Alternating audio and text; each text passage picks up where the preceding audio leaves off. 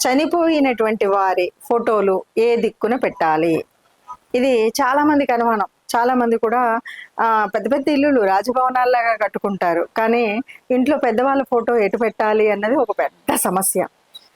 ఇక్కడ పెట్టొచ్చో, పెట్టకూడదో, చనిపోయిన వాళ్ళది హాల్‌లో పెడితే మనకేమైనా నష్టం జరుగుతుందేమో, అరిష్టం జరుగుతుందేమో అనే వాళ్ళు నేటి కాలంలో కూడా ఉన్నారు.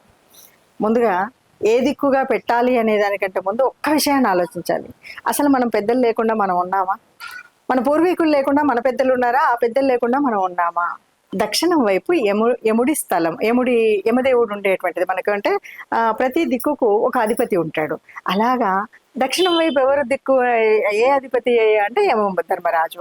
ఆ యమధర్మరాజు అంటే యముడు ఎక్కడ మనకు ప్లేస్ అవుతుంది అంటే చనిపోయిన తర్వాత వచ్చేవాడు, లేకపోతే చనిపోయినాక మనం యమలోకము, ఈ పద్ధతుల ప్రకారంగా ఓహో దక్షిణం వైపు యముడు ఉంటాడు కాబట్టి దక్షిణం గోడకు వేలాడదీయండి అంటారు. నిజానికి దక్షిణమా, తూర్పా, పడమర అంటే చాలా మంది ఈ రోజులలో వాళ్ళకి అతి ఈ ప్రియమైనటువంటి వాళ్ళని దేవతా స్వరూపంగా చూసుకొని దేవాలయాలు కూడా కడుతున్నటువంటి వేళ. కాబట్టి మన పెద్దలు ఎప్పుడు కూడా మన పూర్వీకులు పితృదేవతలు. ఆ పితృదేవతలను ఎటువైపు పెట్టుకున్నా మంచిదే.